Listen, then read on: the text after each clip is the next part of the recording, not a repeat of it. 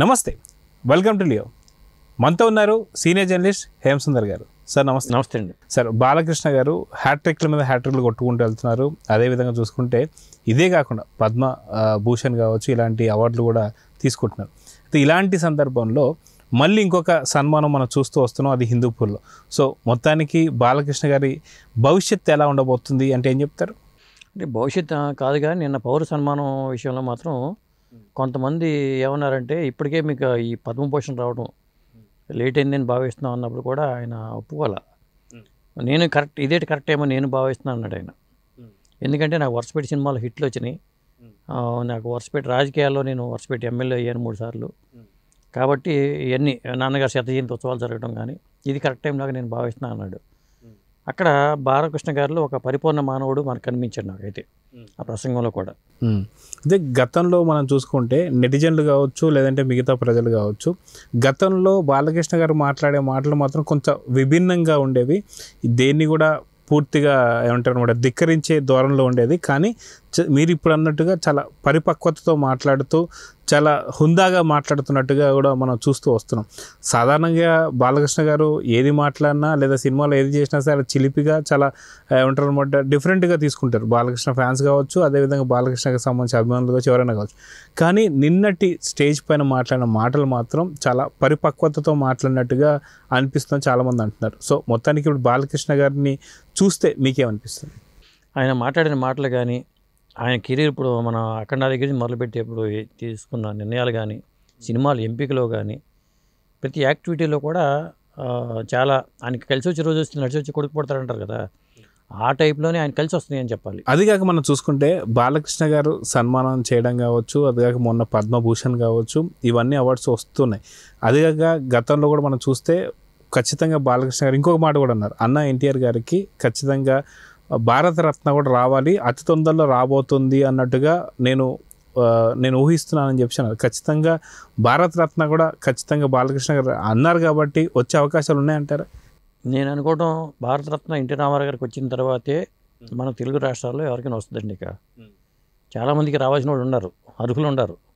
ఇప్పుడు ఘంటసాల గారికి ఇవ్వాల్సి వస్తుంది, పి సుశీల గారికి ఉన్నారు, ఇళయరాజా గారు ఉన్నారు అక్కడ చూసుకుంటే, తమిళనాడు చూసుకుంటే. ఆయన ఒక విధంగా మన ఓన్ తమిళ వ్యక్తి అయినా కానీ మన మ్యూజిక్ డైరెక్టర్గా కూడా భావిస్తాం మనం, సినిమా రంగం అనుకుంటాం పని.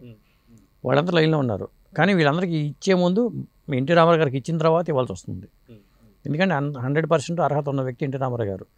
ఖచ్చితంగా ఈ సంవత్సరం కానీ వచ్చే సంవత్సరం కానీ రాబోయే 2-3 సంవత్సరాలు ఖచ్చితంగా భారతరత్న ఎన్టీ రామారావు గారు ఇచ్చి తీరుతారు. అయితే గతంలో మెగాస్టార్ చిరంజీవి గారిని ఎవరో విలేకరి అడిగినప్పుడు భారతరత్న మీకు వస్తుందని చెప్పేసి అయితే కొంతమంది వార్తలు కావచ్చు, ఊహాగానాలు అయితే నడుస్తున్నాయి. మీరు ఏమంటారన్నప్పుడు కూడా ఇప్పుడు మీరు చెప్పినటువంటి మాటే చెప్పారు. ఏంటి అంటే తెలుగులో ఖచ్చితంగా భారతరత్న రావాలి, ఇవ్వాలి అంటే అది అన్న ఎన్టీఆర్ గారికి ఇచ్చిన తర్వాత మాత్రమే మిగతా ఎవరికైనా అర్హులు. నేను ఇప్పుడు ఆ స్థాయి నాది కాదు, ఎన్టీ రామారావు గారికి వచ్చిన తర్వాత మాత్రం నేను ఖచ్చితంగా ఆలోచిస్తాను అని చెప్పేసి కూడా అన్నారు. అంటే ఖచ్చితంగా మనందరం అంటే తెలుగు వాళ్ళందరూ కూడా ఆయనకి ఇచ్చేటువంటి గౌరవం అని చెప్పి అనుకోవచ్చా దీన్ని? 100% చిరంజీవి గారు అలా మాట్లాడారంటే అది పెద్ద మనిషి తరహాలో మాట్లాడినట్టుగానే ఉంది. ఎందుకంటే పద్మవిభూషణ్ వరకు వచ్చింది. భారతరత్న తర్వాత ఉండే పురస్కారం ఏదైనా ఉందంటే అది పద్మవిభూషణ్. ఆ పురస్కారం చిరంజీవి గారికి వచ్చింది ఆల్రెడీ. మరి భారతరత్న ఇవ్వాలి అంటే మాత్రం ఖచ్చితంగా ఎన్టీ రామారావు గారికి వచ్చిన తర్వాతే ఎవరికైనా వచ్చే అవకాశం అయితే ఉంటుంది. కానీ వేరే ఈ తెలుగు రాష్ట్రాల వరకు మాత్రం చూసుకుంటే ఎవరికి అవకాశం లేదు. ఎన్టీ రామారావు గారికి వచ్చిన తర్వాత ఇచ్చే అవకాశం ఉంటుంది. ఇప్పుడు అక్కినేని నాగేశ్వర గారు దాదాసాహెబ్ ఫాల్కే ఇచ్చారు, కానీ భారతరత్న ఇవ్వలేదు, అక్కినేని నాగేశ్వర గారికి కూడా ఇవ్వలేదు. మరి ఇలాంటివి చూసుకుంటే ఆ వరుసలో చాలామంది మన లిస్ట్ తయారు చేసుకుంటే ఒక 10 మంది మనకు అర్హత ఉన్న వాళ్ళు తెలుగు రాష్ట్రాల్లోనే కనిపిస్తున్నారు. మరి ఆ విషయంలో మరి భారత ప్రభుత్వం ఏం ఆలోచిస్తుందో తెలియదు. కానీ మరి భారతరత్న ఇవ్వాల్సిన వ్యక్తులకి ఇవ్వకుండా మరి కొంతమందికి అయితే తొందరగా వస్తున్నాయి. క్రీడా రంగంలో కావచ్చు, లేకపోతే వాళ్ళకి చక్కగా మంచి గుర్తింపు వస్తుంది. సినిమా రంగం వాళ్ళకి మాత్రం ఈ పురస్కారాల విషయం అన్యాయం అయితే జరుగుతుంది. ఇప్పుడు బాలకృష్ణ గారికి పద్మభూషణ్ విషయంలోనే లేట్ అయిందనే మాట వాళ్ళు అన్నారు.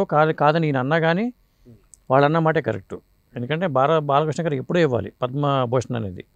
ఆయనకి లేట్గా వచ్చిందని నేనైతే భావిస్తున్నాను. ఈ పాటి పద్మవిభూషణ్ రావాలి ఆయనకి. అదే మనం చూసుకుంటే నిన్నటి స్టేజ్ పైన ఏదైతే వసుంధర గారిని పక్కన పెట్టుకొని ఆయన మాట్లాడిన మాటలు కావచ్చు, లేదంటే పద్యాలు కావచ్చు, ఇవి కూడా మనం చూస్తూ వస్తున్నాం. ఈ అవసరం అంటాం మనకి సో వసుంధర గారిని పక్కన పెట్టుకొని ఆవిడ మీద పొగడ్తల జల్లు మాత్రం మనం చూస్తూ వస్తున్నాం. సాధారణంగా ఎప్పుడు కూడా ఎటువంటి వేదికల మీద వసుంధర గారు అంత తొందరగా రారు. సో నిన్నటి జరిగినటువంటి ఒక సభలో వసుంధర గారు రావడాన్ని ఎలా చూడాలంటారు? అంటే వసుంధర గారు వచ్చిన ఆ విషయాన్ని అది హైలైట్ చేసుకోవాలి వస్తే, ముందు సినిమాల పరంగా మనం బాలకృష్ణ గారు మాట్లాడుకోవాల్సి వస్తే, అఖండ సినిమాకి ముందు ఆయన రెమ్యునరేషన్ 10 కోట్లు కూడా లేదు. ఇప్పుడు 35 కోట్లు అఖండ తాండవానికి తీసుకుంటున్నారట. మరి మల్లిని గోపించిన సినిమాకి 45 కోట్లు తీసుకుంటున్నారట. ఈ రెమ్యునరేషన్ పరంగా చూసుకుంటే ఆయన స్టామినా ఎంత పెరిగింది ఈ 2 ఏళ్లలో అనేది మనకు అర్థమవుతూ ఉంది. అలాగే అక్కడ ఇప్పుడు సాధారణంగా వసుంధర గారిని వేదిక మీద తీసుకురారు. అలాంటి వేదిక మీద తీసుకొచ్చి మరి భార్య గురించి అట్లా మాట్లాడటం కానీ, ఆవిడ కూడా ధైర్యంగా అట్లా రావటం కానీ, ఇవన్నీ చూస్తుంటే మనకి ఒక విధంగా ఎన్టీ రామారావు గారు కూడా ఆ రోజుల్లో బసవరామ తారకంగా తీసుకొచ్చేవాడు కాదు. ఫంక్షన్కి పెద్దగా అటెండ్ అయ్యేవాడు తక్కువ, చాలా తక్కువ.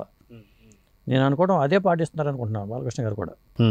సో ఓవరాల్గా బాలకృష్ణ గారికి కలిసి వచ్చే రోజులు వచ్చేసాయని చెప్పి అనుకోవాలి. ఎందుకంటే గతంలో మనం చూసుకుంటే ఎన్నో హిట్లు ఉన్నటువంటి ఒక బాలకృష్ణ గారు, ఎన్నో వైరుధ్యమైనటువంటి ఒక ఏదైతే వివిధ పాత్రలు వేసినటువంటి ఒక బాలకృష్ణ గారు, కానీ మధ్యలో కొంత గ్యాప్ అయితే వచ్చింది. ఏదైతే పరమవీర చక్ర కావచ్చు, ఇలాంటి చాలా డిజాస్టర్లు చూసిన తర్వాత మళ్ళీ ఈ స్థాయి హిట్లు కావచ్చు, అటు రాజకీయాల్లోనూ ఇటు సినిమా రంగంలోనూ మీరు ఊహించారా అంటే ఏమంటారు? అంటే నేనైతే ఆయన నటుడిగా నేనైతే ఊహించలా. ఆయన జాతకాల పరంగా మనం అనాలిసిస్ చేసాం కాబట్టి అప్పుడు నేను చెప్పా, ఆయన జాతకంలో పలానా యోగాలు ఉన్నాయని మనమే ఒక వీడియో చేసాం. దాని ప్రకారం అయితే నేను ఊహించింది అది. ఇంకొకటి ఏంటంటే ఆయన ఇవాళ అఖండ తాండవం కావచ్చు, రేపొద్దున మల్లిని గోపించిన సినిమా కావచ్చు, దాని తర్వాత రజనీకాంత్ చేసే సినిమా కావచ్చు, ఈ సినిమాల తర్వాత మాత్రం బాలకృష్ణ గారు నేను అనుకోవడం ఖచ్చితంగా ఆయన రేంజ్ ఇవాళ 45 కోట్లు అంటున్నా కానీ రేపు 100 కోట్ల హీరోల క్లబ్లో చేరిపోయిన ఆశ్చర్యపడకల్లా. ఆయన కెరీర్ గ్రాఫ్ చూస్తుంటే అలా అనిపిస్తుంది. ఈ 2-3 ఏళ్లలో మనం గమనిస్తే అని హిట్లు రావడం కానీ ఇట్లా చూసుకున్నప్పుడు, కాకపోతే పూర్తి స్థాయి రాజకీయాల మీద మొగ్గు చూపడం కన్నా సినిమాల మీద ఫోకస్ పెట్టి ఈ తరహా పాన్ ఇండియా సబ్జెక్టులు ఎంచుకుంటూ ముందుకెళ్తే మాత్రం తిరుగులేదని చెప్పాల్సి వస్తుంది. సో సాధారణంగా ఇప్పటిదాకా పాన్ ఇండియా సినిమాలు అయితే బాలకృష్ణ గారు చేయలేదు. సో రానున్నటువంటి ఒక కాలంలో పాన్ ఇండియా సినిమాల వైపు కూడా వెళ్తున్నారన్న సంగతి అయితే కొంత అర్థమవుతుంది. సో నిజంగా పాన్ ఇండియా సినిమాల స్థాయికి వెళ్తే ఖచ్చితంగా 100 కోట్ల క్లబ్లో జాయిన్ అయ్యే అవకాశం ఉందంటారా? 100%. రేపు కూలీలో రజనీకాంత్ సినిమా అయిపోయిన తర్వాత జైలర్ 2లో బాలకృష్ణ గారి పాత్ర చూసిన తర్వాత బాలకృష్ణ గారిలో ఎలాంటి నటుడు ఉన్నాడు అనేది ఖచ్చితంగా అర్థమవుద్ది. ఎందుకంటే ఇప్పటిదాకా ఇప్పుడు ఇతర రాష్ట్రాల వాళ్ళకి బాలకృష్ణలోని ఆ తరహా నటనని చూడాల, డైలాగ్ మాడ్యులేషన్లో కానీ ఇవన్నీ ఒక గెస్ట్ రోల్ క్యామియో రోల్స్లో కనిపిస్తుంది ఎప్పుడైనా సరే. ఒక ఆర్టిస్ట్ గొప్పతనం ఏంటనేది పక్క ఆర్టిస్టులతో కలిపి చూసినప్పుడు ఈయన ఎనర్జీ ఏ లెవెల్స్ ఎలా ఉంటాయనేది తెలుస్తుంది ఖచ్చితంగా. అలాంటి ఒక సూపర్ స్టార్ పక్కన బాలకృష్ణ గారి ఎనర్జీ లెవెల్స్ చూసిన ఆటోమేటిక్గా ఖచ్చితంగా యాక్సెప్ట్ చేస్తారు జనం. అందుకని అక్కడ పాన్ ఇండియా హీరోగా ఎదగడానికి ఆయన అవకాశం ఉంటుంది. సో చూద్దాం సార్, మొత్తానికి బాలకృష్ణ గారికి మరెన్నో అవార్డులు రావాలని చెప్పేసి అయితే కోరుకుందాం. నమస్తే.